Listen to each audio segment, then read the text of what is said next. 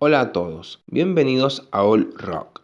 Es imposible no estar exento de polémicas, suspicacias y hasta teorías conspirativas si de la noche a la mañana unos jovencísimos músicos de un pequeño pueblo de Michigan llamado Frankenmuth pasan de tocar en bares locales a tocar en estadios de todo el mundo, participar en famosos y exitosos festivales de música como Coachella, ganar Grammys y otras premiaciones, realizar presentaciones en programas de televisión, compartir escenario con grandes como Elton John, aparecer en la portada de varias revistas y publicaciones especializadas y encabezar distintas listas y charts de música a nivel mundial. Todo esto en uno de los periodos más oscuros del rock, tanto en lo comercial como creativo, donde la competencia en la escena es gigantesca y la posibilidad de resaltar son pocas. Dicha hazaña parece no haber sido posible si a modo casi de estudio de mercado no emularan de manera casi perturbadora la estética y el sonido de los ingleses Led Zeppelin, desde la estructura compositiva, mismos recursos guitarrísticos, temáticas de las líricas y voz de Robert Plant, hasta elementos extramusicales como sus vestimentas y manierismos sobre el escenario, son imitados al pie de la letra en una copia derivativa con un nivel de descaro inusitado, que desde sus comienzos, en cada reseña, crítica o artículo referido sobre ellos, ha puesto sobre la mesa uno de los conceptos más vilipendiados y manoseados no de la música, sino del arte en general, como es el de la originalidad. Pocas veces una reseña me permite ahondar de manera más o menos profunda en un concepto que muchos críticos mencionan para menospreciar tal o cual propuesta, pero que nunca desarrollan, dejando a libre interpretación del lector el significado de este. Greta Van Fleet no es la primera banda que calca el estilo de una banda clásica, ni la primera que imita de tal manera a Led Zeppelin. En el pasado, bandas como Rush, Whitesnake, Kingdom Come, The Black Crowes, Wolfmother, Royal Blood, Rival Sons o The White Stripe fueron acusadas de lo mismo con mayor o menor veracidad para esgrimir dicha sentencia. Algunas lograron superar finalmente aquella odiosa comparación por ser genuinamente algo más, y otras, en cambio, cayeron en el ostracismo condenadas por su calamitosa similitud con los británicos, Kingdom Come siendo el exponente más claro de ello. Curiosamente, no ha sido el caso de Greta Van Fleet, donde la emulación es más evidente, aunque esto le ha generado tantos seguidores como detractores. A la larga, no ha sido un obstáculo para su éxito, sino más bien el fundamento que lo ha consolidado y sostenido. Después de todo, quieran o no aceptarlo, sin el fenómeno nostálgico que produce su música, no podrían ser escuchados y amados por personas de tan distintas edades, como de la misma manera son odiados por personas de diferentes generaciones. En ese sentido, Robert Plant y compañía no han tenido comentarios muy amigables que digamos cada vez que se les consultaba su opinión sobre otra banda reminiscente a ellos. Irónicamente, Led Zeppelin también fue una banda polémica en su tiempo, y con diferentes revisionismos posteriores, la controversia no ha cesado para nada. La crítica de aquellos años siempre tuvo una opinión mixta sobre la calidad de sus trabajos, y paradójicamente, sobre la originalidad de su sonido. Algunas reseñas sobre Led Zeppelin 1, por ejemplo, hablan de su similitud con Cream, adjudicándoles copiar el sonido de sus compatriotas para ese entonces ya separados. Y no podemos olvidarnos de todas las disputas legales que han tenido en juzgados acusados de plagio, ya sea por la música o las letras. En algunos casos, el copia y pega alcanza incluso el título de la canción. Siendo sincero y viendo cómo se va desarrollando la cuestión, la polémica de los plagios está lejos de cesar. No obstante, sin importar qué tan fuerte y fundamentada sea una nueva acusación contra ellos, en retrospectiva, considerados una de las más grandes e importantes bandas de la historia del rock, el riesgo de perder su prestigio está muy lejos de ser una realidad. Ya en su tiempo, al igual que sucedió con Black Sabbath y los Ramones, ni las críticas más despiadadas pudieron sofocar su popularidad, éxito comercial y posterior endiosamiento. Por lo que Greta Van Fleet sufre paradójicamente de las mismas acusaciones de su influencia fuente, por supuesto, 50 años después.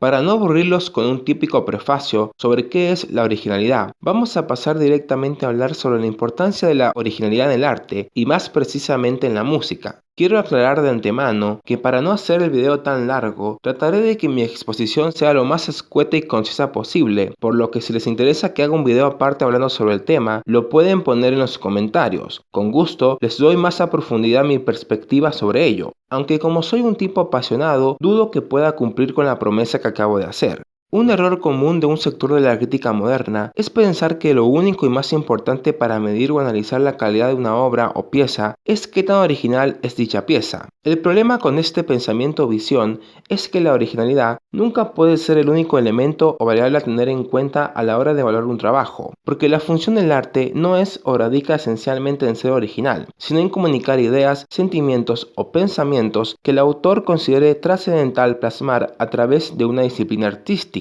Por supuesto que la originalidad juega su papel en todo este proceso, pero no lo es todo. Es acá donde otro concepto, el de la creatividad, entra también a participar. No se trata solo de qué tan original es la obra en cuestión, sino conjuntamente qué tan original y creativa es. Como hablamos de arte, además, siempre debemos tener en cuenta otros factores como la inteligencia y sensibilidad que manifiesta una propuesta. El arte, duela a quien le duela, no puede ni debe ser jamás solo entretenimiento o novedad, porque estas son solo sensaciones inmediatas y superficiales, ajenas a cualquier grado verídico de profundidad. Es así que te encuentras con críticos de pacotilla, alabando y defendiendo las propuestas más vanguardistas o rupturistas que encuentren en la escena, solo por su carácter de novedad independientemente de su verdadera calidad. Movidos por el deseo superfluo de lo nuevo o original, ensalzan obras carentes de sentido y significado real, desprovistas además de cualquier técnica o complejidad que rectifique su condición artística como una obra sensible e inteligente. De esta manera, en su falsa pretenciosidad elocuente, digo falsa porque es carente de una genuina visión artística, un grupito de hipster déspotas e hipócritas con el sistema, en su actitud intelectualoide, terminan laureando como obras maestras cosas que yo llamo irónicamente vanguardia vacía, porque tras romper su cáscara de innovación, no poseen contenido significativo alguno. Son vacuas, mundanas, simplistas, triviales, absurdas, muchas con un significado o mensaje colocado o interpretado a posteriori, sobrepensado, portando artificial y arbitrariamente una idea que la obra jamás expresa. Ahora sin el menor criticismo y sensatez, el silencio completo, paradójica y ridículamente, también es música, o mejor dicho, el sonido ambiental, como podemos ver en 433 de John Cage, por ejemplo. También ahora, en un acto de entre comillas vanguardia y originalidad absoluta, los instrumentos no deben ser tocados para hacer música, sino que pueden ser quemados, y el sonido ambiental de esto, no por 1, 2 o 3 minutos, sino por 18 minutos, se convierte mágicamente en música, como ocurre en la pista Piano Burning de Enya Lakwiet y reinterpretada, si podemos decir verdaderamente reinterpretada, por Clipping.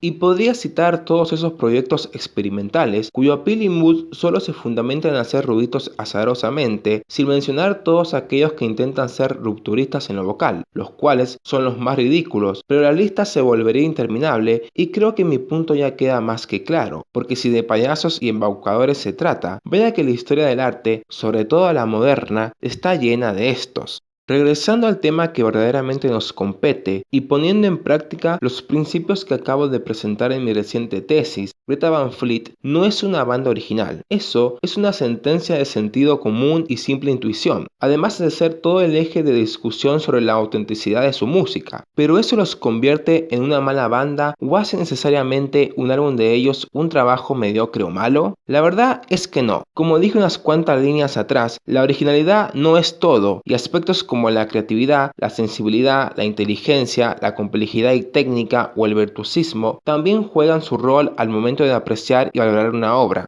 Coincido con muchos críticos en que su primer EP es su mejor compendio de canciones. Sin ser nada del otro mundo, logra reflejar ese sonido expansivo y grandilocuente tan característico del rock setentero. Las piezas sacan a relucir el lado más salvaje y enérgico del Led Zeppelin primigenio. Su segundo EP, el cual es un rejunte de su primer EP con 4 nuevas canciones, pierde la contundencia de su predecesor. Las nuevas canciones bajan un peldaño en su calidad, 2 siendo covers y las otras 2 desistiendo del carácter convulsivo y dinámico de las anteriores, pero ganando más puntos en epicidad. El que sí fue rotundamente un pie falso en el acelerador es su primer larga duración titulado Anthem of the Peaceful Army, que no logra conservar su calidad durante los 46 minutos que dura. Los clichés aquí son replicados sin gracia y de forma monótona. Las canciones tienen no solo un desarrollo lineal, sino también absolutamente predecible, sin ningún gancho, cambio de ritmo o giro de tuerca en algún aspecto que retroalimente o potencie los instrumentales. En esta apreciación, por ejemplo, estoy abarcando defendiendo precisamente el concepto de la creatividad más que de la originalidad. Algunas canciones son de plano relleno, con ideas básicas que no llevan a ningún lado fructífero, y las letras tampoco ayudan o hacen más amenas las cosas.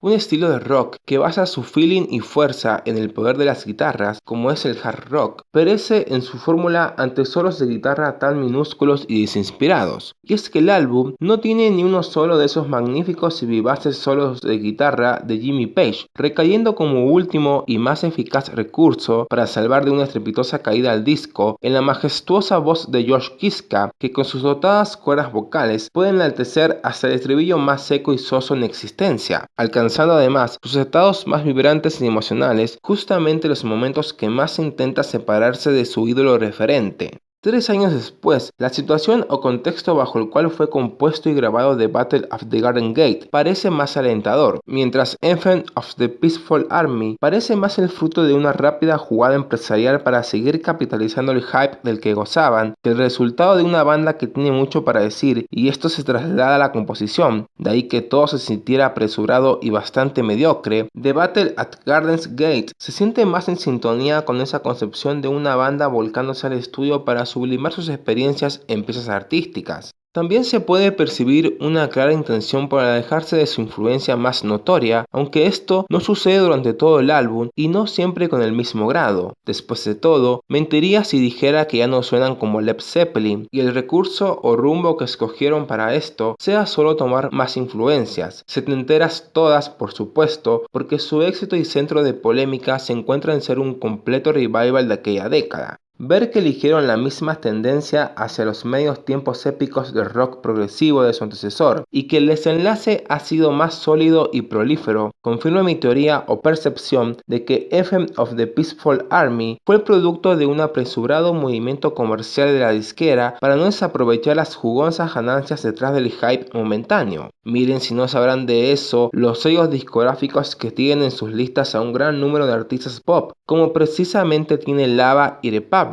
Si antes le debían pleitesía a Led Zeppelin, ahora también se convierten en deudores de Rush, The Who y Yes, entre otros. Basta solo con escuchar la apertura Hit Above para remembrar todos esos años en donde las bandas querían crear verdaderos e inmortales himnos, con melodías místicas adictivas y cautivadoras por su belleza, mientras al mismo tiempo explayaban una ambición y grandilocuencia propia de siglos pasados por su complejidad, pomposidad y virtuosismo, algo que se extraña en tiempos monopolizados por el minimalismo. Age of Machine, Broken Bells y The Weight of Dreams certifican lo anterior. Un rock lento y denso se fusiona con la espiritualidad directa del folk y la imperiosa sensibilidad del sinfónico, recordando clásicos eternos como Stairway to Heaven, aunque sin menospreciar a los de Michigan, aún estando muy lejos de revivir semejante magia, acá están sus mejores proezas. Todos los elementos están castrados para hacer de dichas piezas algo grande, estrafalario y emotivo. Buscan despertar todo tipo de sensaciones y emociones, menos la indiferencia. Las guitarras, en el momento más adecuado, aparecen para romper con la aparente calma y sumergir todo en una épica caótica de la que nadie quiere escapar. Sin dudas, las mejores piezas del álbum. Llamativamente, también en las que Josh Kiska potencia aún más todo el conjunto. La tangente en donde sus cualidades mejor se canalizan y se mueven. Esta es la dirección que considero más correcta deberían tomar para posteriores discos. Apostar por una vertiente épica y maximalista en línea con el rock progresivo más ambicioso de los 70s y de esta época también, porque cuando se alejan de dicha visión aparecen canciones como Turf of Rain, Built by Nation y Stardust Chords, que aunque calificarlas de malas sería injusto, sí hay elementos en estas que no me convencen y bordean la delgada línea entre lo imaginativo y lo genérico. Tienen los trabajos de cuerda, es decir, violines, etc., más flojos. No obstante, por ejemplo, Built by Nations posee un poderosísimo trabajo de guitarra. Tears of Rain, un aire celta realmente atrapante. Y en Stardust Chords, la voz de Josh es prácticamente otro instrumento, pero la banda pierde esa natural fuerza de los primeros tracks mencionados. Otros medios tiempos como Kerebel, The Barbarians y Trap the Life Fantastic, desgraciadamente para la banda y los escuchas, las tres juntas en la segunda mitad del tracklist fallan en la evocación de su épica europea. Ojo, no me malinterpreten, lejos están de ser una completa basura, pero para el momento en que aparecen ya tienen poco para decir o sumar al conjunto del disco. Las definiría mejor como piezas que no ofenden, pero tampoco sobresalen en algún sentido. No obstante, el final westeriano de Barbarians me encanta. En todo caso, las salva el tremendo rango vocal de Josh, que las llena de una enérgica vibra, aunque pasan más sin pena ni gloria. Y lo mismo pasa con las baladas My Way Song y Light My Love, cuyo instrumental es de lo más genérico y estereotipado para este tipo de canciones, aunque su estilo clásico se impone al menos para no terminar siendo de personalidad sosa. Light My Love, sorpresivamente con reminiscencias a Elton John. Al parecer tocar con él los hizo voltear su mirada hacia su manera de componer. Creo que muchas bandas, como Greta Van Fleet, que apuntan con su música hacia la rimbombancia y grandiosidad tempestiva, dado el virtuosismo de sus miembros, les cuesta bajar unos cambios y conectar con una sensibilidad más intimista que les permita crear baladas genuinamente emotivas sin apelar a la efusividad, porque en el otro lado de la moneda tienes por ejemplo el cierre de Weight of Dreams, un fiel exponente de la power balada, pero falta al menos una pieza cortada por otra tijera, de una afectividad más introspectiva, porque My Way Song y Light My Love no son precisamente el tipo de baladas tranquilas y de naturaleza sincera que te esperas que saquen unos músicos jovencísimos como Greta Van Fleet con una visión preciosista, sino más bien la balada de temperamento tradicionalista y jocosa escrita por compositores desinspirados de 50 o 60 años que repiten hasta el cansancio los mismos clichés baladísticos en lugar de construir una composición de cocción lenta y espiritualidad franca y abierta.